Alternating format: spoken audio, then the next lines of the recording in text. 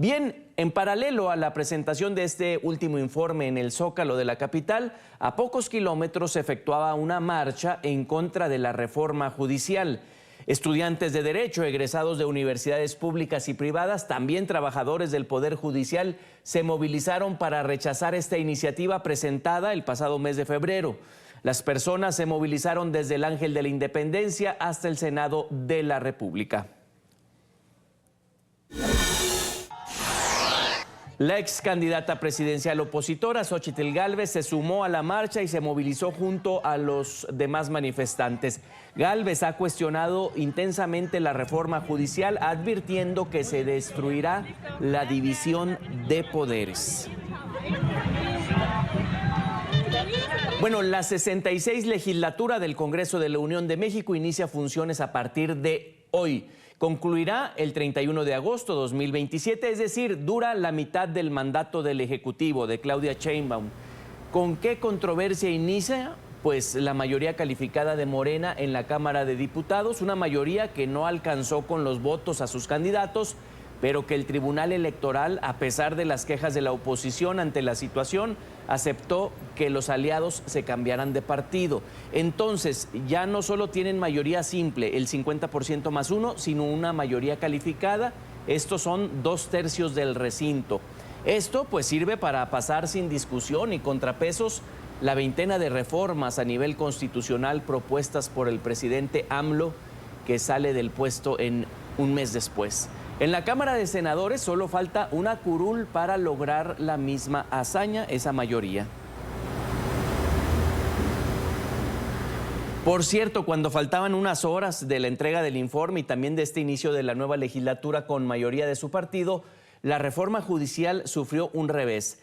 Recordemos, es uno de los proyectos prioritarios del presidente López Obrador. 8 jueces de distrito de Morelos y de Chiapas otorgaron suspensiones provisionales en contra del dictamen con la finalidad de que no se discuta en la Cámara de Diputados con la mayoría de Morena, la mayoría calificada, no al menos en el inicio de la legislatura, sino hasta el 4 de septiembre. En la resolución se atendió una solicitud de amparo respecto a la vulnerabilidad de los trabajadores con la eliminación de la carrera ministerial. Es decir, que ya no logren subir de puestos con la carrera judicial, ahí escalando, sino por tómbola, por elección popular. Hay que analizar esto. Nos conectamos a México con Javier Martín, abogado, politólogo, investigador y especialista en Derecho Constitucional y Electoral. Bienvenido, Javier, a la tarde.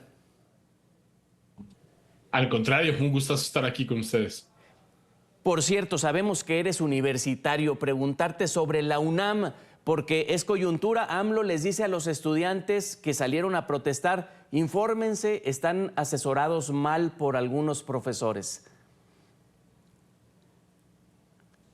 No, a mí me parece una postura profundamente irresponsable del presidente López Obrador. Yo creo que nadie que haya tenido contacto con estudiantes universitarios podría suponer que personas que están en ese nivel, que han entrado a una universidad tan importante como la UNAM, no tienen criterio propio, ¿no? Y hay que decirlo, la UNAM venturosamente es una institución plural y abierta. Hay posiciones en el estudiantado, en el profesorado, en las personas trabajadoras de todo tipo. Y yo estoy convencido de que si un número importante de estudiantes están preocupados con lo que está sucediendo, es por su criterio propio, ¿no? Eso lo debería de saber el presidente López Obrador, porque él también fue estudiante de la Universidad Nacional, y creo que ni él ni nadie podría decir que las convicciones que en su momento tenía y todavía tiene el presidente López Obrador fueron producto de malas influencias, ¿no? A mí me parece que eso es una falta de respeto, ¿no?, a el intelecto y a la individualidad de las personas estudiantes. Entonces, a mí esos comentarios del presidente me parecen profundamente equivocados y profundamente pues desconcertantes, ¿no? Ahora, ¿cuál es el mayor riesgo de elegir a magistrados y jueces por voto popular y no por una debida carrera judicial? ¿Se puede partidizar la impartición de justicia? Peor aún, que el crimen se infiltre. Yo diría, creo que son dos cosas. La primera es un riesgo brutal de perder un capital humano que se ha venido formando a lo largo de décadas. En México hemos sido particularmente poco exitosos en construir carreras, ¿no? En el servicio público dignas de ese nombre, servicios profesionales de personas que estén ahí por sus capacidades, por su conocimiento y por su mérito, ¿no? Y una de las pocas carreras judiciales que funcionan bien en México es la carrera judicial a nivel federal, ¿no? Entonces, quienes hoy desempeñan cargos como juezas, jueces, magistradas y magistrados, están ahí porque se sometieron a procesos de evaluación que son muy rigurosos, que son muy competidos, que no son nada sencillos de aprobarse. Y eso garantiza que la judicatura a nivel federal, por supuesto que tiene problemas, pero que tiene funcionarios públicos de carrera que tienen muchos años acumulando experiencia sobre cómo desempeñar su proyecto, ¿no? Eso es lo primero que habría que decir.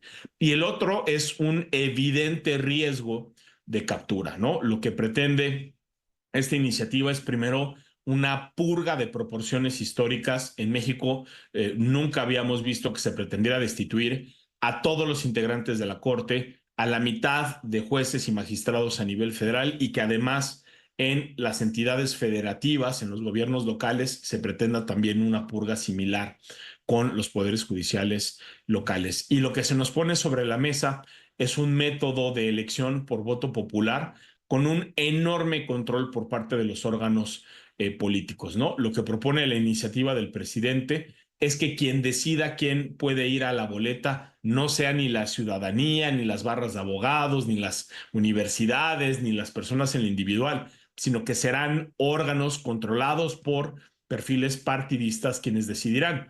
¿Quién va a decidir quién puede aspirar a la Suprema Corte Mexicana? O el presidente de la República o el Congreso o la Suprema Corte de Justicia en una serie de casos relativamente limitados, ¿no? Entonces, ahí hay muchos mecanismos que están sobre la mesa de control político que lo que pretenden es que las personas, incluso para poder llegar a la boleta, necesiten la aprobación de la coalición dominante, que en este caso es la del presidente López Obrador, su partido político Morena y los aliados, y luego irnos a elecciones populares, ¿no? No hay prácticamente ninguna judicatura del mundo que tenga un método de elección de este tipo. La iniciativa dice que se inspira en Bolivia, ¿no? Que ha mostrado ser un fracaso absoluto en términos de elección popular de jueces, pero lo que es todavía más preocupante es que la iniciativa del presidente mexicano va todavía más allá, ¿no? Porque en Bolivia nada más son las altas cortes las que son electas por voto popular y aquí serían prácticamente todos los cargos judiciales. Eso no lo tiene ninguna democracia y no es ninguna casualidad, porque las funciones que desempeña el Poder Judicial no son funciones de representación de intereses partidista, es una función de arbitraje de los conflictos sociales y los árbitros tienen que ser imparciales y tienen que estar técnicamente capacitados. Y esas son las dos características que estarían en riesgo con una reforma de este tipo. Javier, una nueva legislatura, poder absoluto o qué le falta y para qué abre las puertas. Pues mira, en este momento es prácticamente un hecho que van a tener el control de las dos cámaras en México, que es la Cámara de Diputados y del Senado. Y para hacer reformas constitucionales se necesita una mayoría calificada de 2/3 partes. En la Cámara de Diputados, después de una muy lamentable sentencia del Tribunal Electoral, van a tener el 73% de la Cámara, a pesar de que tuvieron poco más de la mitad de los votos, es decir, la coalición oficialista.